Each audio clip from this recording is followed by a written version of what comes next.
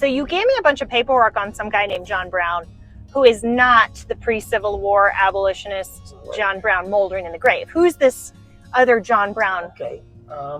Yeah, this John Brown was, I'm not sure where he was born. I think it was in Kentucky, but I could be wrong. He was, he went to the gold fields of Northern California like everybody else seemed to do. And like most people, he didn't strike it rich.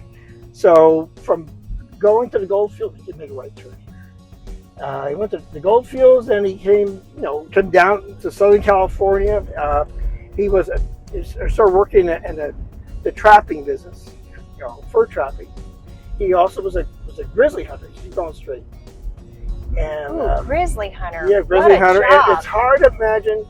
Most of these mountain men, these people that start our historical society, were all grizzly hunters. They would intentionally go out and shoot a grizzly. So is this where we get the expression? Because I've seen old pictures of them where we say, "Oh, he's looking real grizzly." Well, that could be. That could be. And I mean, to me, if a black bear, it was next to me right now, I'd be a little, frightened. Yeah. Right? I was shocked. Supposedly, black bears will only attack you if you have food in your hands. Grizzlies, which are much bigger, 12 feet tall, they were aggressive and they would attack you.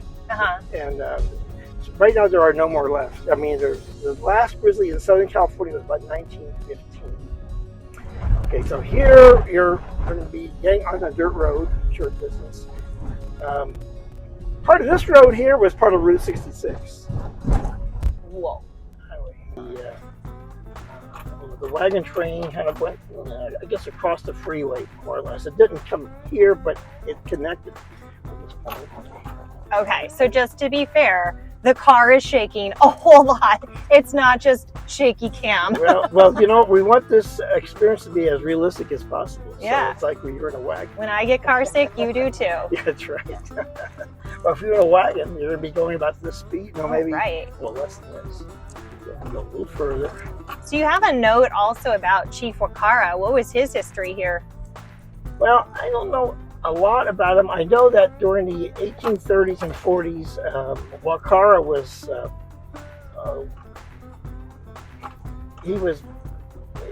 led a band of horse thieves. Sure. And he was a Ute. He's a Pavant Ute. You're right. And they were brother of Chief Canosh. Oh, okay. Yeah. And he led raids into San Bernardino Valley because during the Mexican Rancho era, we had the Lugo family and the Bandini family. Okay, you're okay? You okay with this? Okay. And so they had, these big Mexican ranchos had cattle. They also had horses, and horses were much prized. So a lot of these people, not just Indian, but there were also a mixed bag of people. There was a man named James Beckworth, who was a well-known mountain man. He came through. Also, Thomas Pegleg Smith. Well, also the Spanish, I know, were using the Spanish Trail for many, many years as black market trade route. Well, that too. With Chief Wakara. And then there were parked just right in the end here. And then we have a good vantage point. So you just park anywhere here. I feel like we drove to the end of them. Wow. Yeah. Well, you think about the pioneers coming through, they probably thought the same thing. Wow. No? You okay just walking over there? Yeah, okay, absolutely. Okay.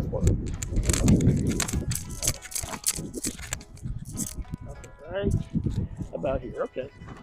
The old Spanish Trail, originally it followed the river from all water sources. It went kind of like, followed the Mojave River out that way and curved around. Okay. Eventually they took a little shortcut from the Mojave River near Pointed Rocks, cutting across inlet, and they came across here, down here. That was part of the old Spanish Trail. So they're actually not taking the path of least resistance. They are kind of circumventing. Later on, the old Spanish Trail took a short, that was a little shorter cut, and because they knew the route. So they're coming down here, chinka to chink. Yeah, right down there. You can barely see. I don't know if you can see the. Do you see The that? crevice down. It's kind of hard because it's just, you can take it all the way down. I've hiked the whole thing down.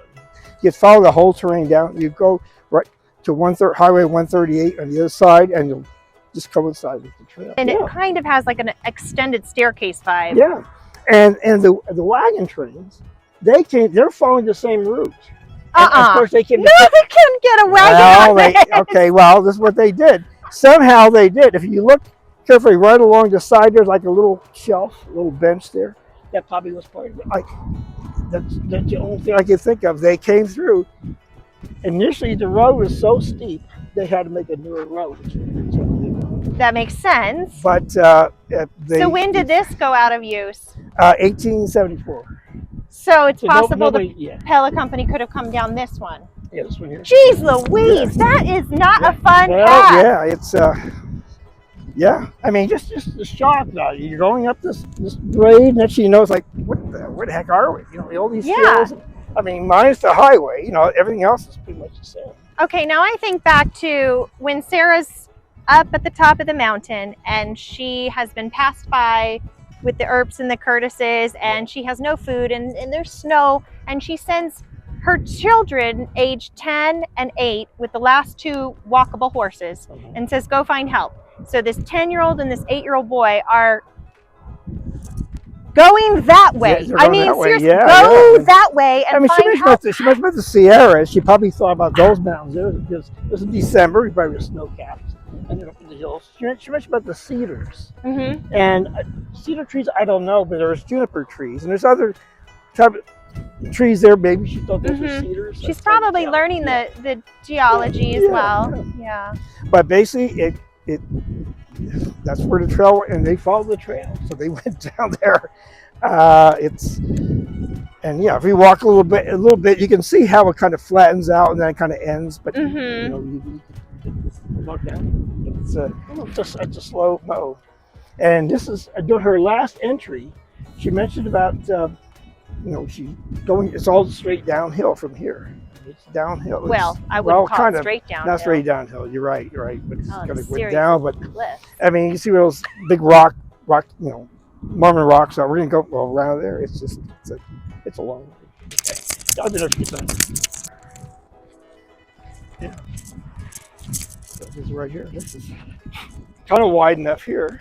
Okay. But eventually it kind of changes. I mean, you see where it kind of drops and flattens out down there too. Yeah, it's not as narrow as I thought it was. This could even be where they're... Maybe. And the bottle... Well, yeah. Well, for the most part, wagon roads are about 8 to 9 feet wide. Well, I cannot...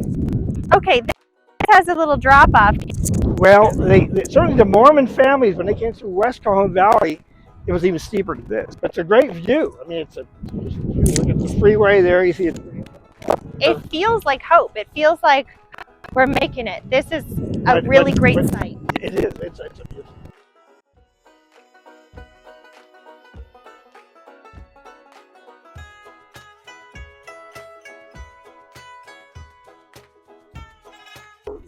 It was worked out with the state of California for building and maintaining a wagon road to go to the mines up in Holcomb Valley. Okay. It's always a big thing. Holcomb as in the Curtis's in-laws. Yeah. Okay. Yeah. Okay. You're right. Okay. Yeah. So that was it. I mean, basically, it was for that purpose, and then later on to the mines out in the Panamint Valley, out that way. And of course, it turned out this was along the the Salt Lake Road. Previous to that was Old Spanish Trail. This were all the people coming from the Midwest and East Coast followed it. Huh. What I like about that the road we're going on, it's kind of gives you an idea what wagon roads were like, because it is bumpy. Yeah. And we weren't there yet, but we're just but it's pretty good. And the Pella Company kind of had a run-in with Chief Wakara's. That's right. Yeah, you're right. Because Wakara, associates. Yeah, right. Supposedly he came up with. He knew of a shortcut. Yeah. And in fact, in the 1849, one of the first wagons to come through the Cajon Pass was following this route, but before any sense of of a road was even established. And that's where Sheldon Stoddard came through when he was 19 years old. And he mentions about it. And P.S. When Rousseau Avenue was renamed, it got renamed Stoddard Avenue for this guy who came 20 years sooner. Because he was like higher up in the hierarchy of, of residents. Well, yeah, and he was here and he lived longer too. Yeah. I mean, whoever, it's, so now we're going to be on the, I'll just go around the side. The new and improved John Brown toll road. And this was established, this was established because, my goodness. Tell me how this is.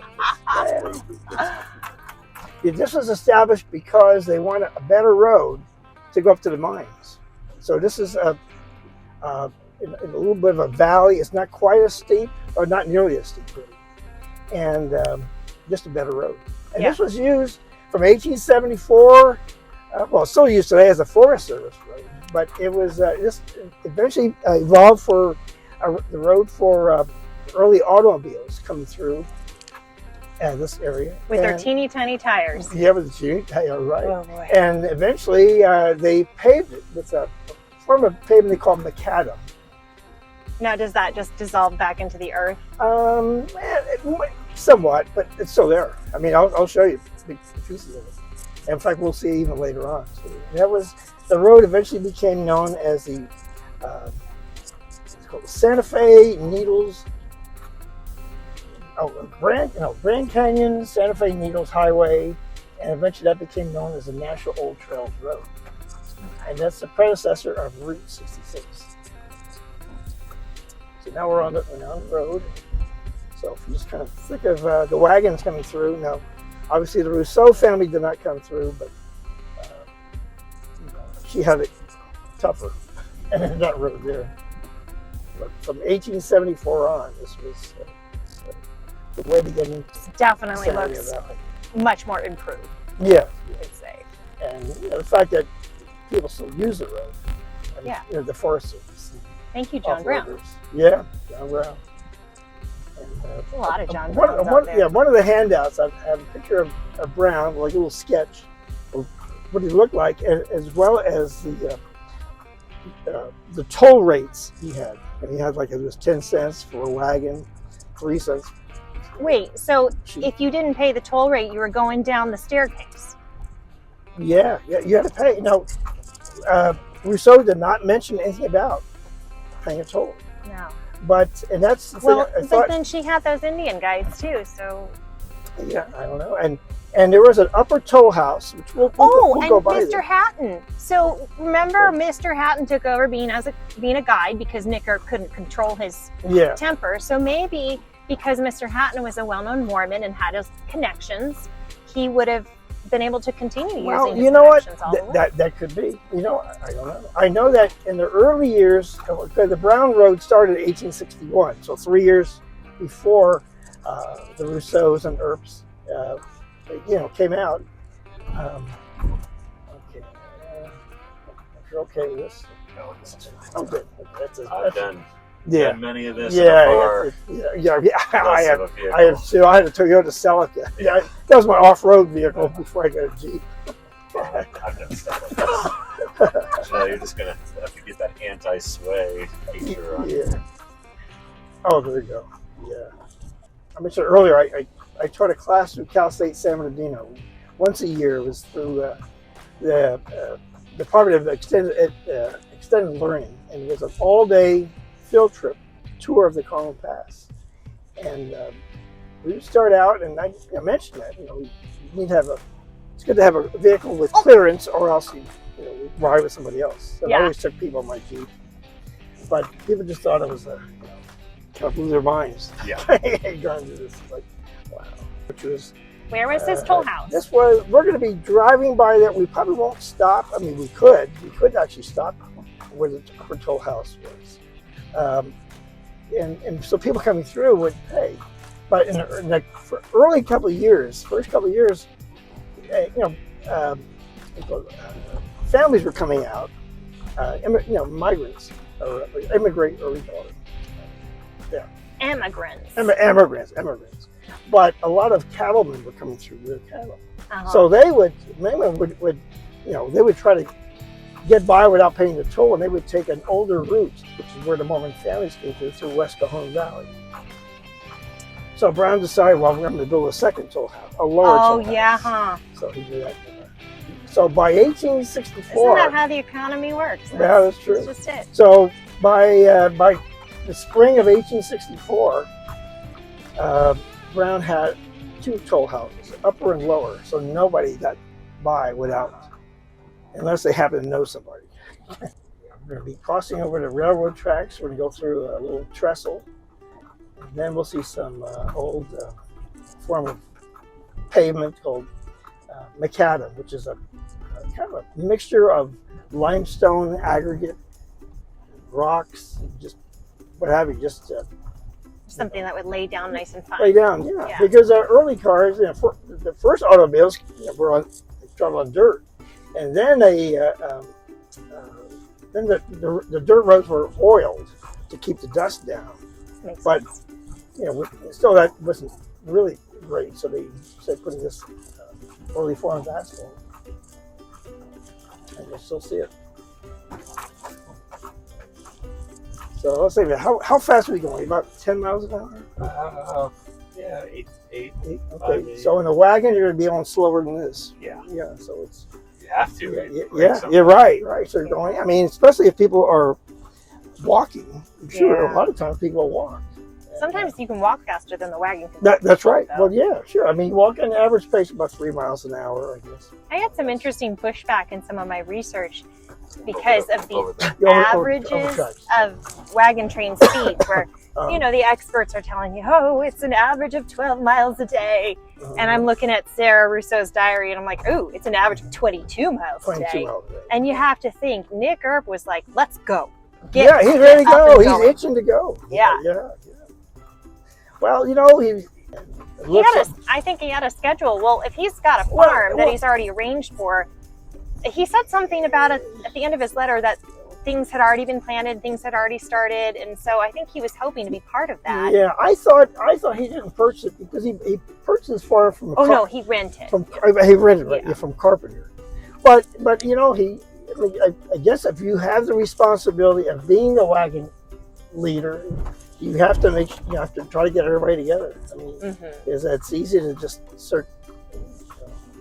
First time I went through here, people say, "Oh, can I get through here?"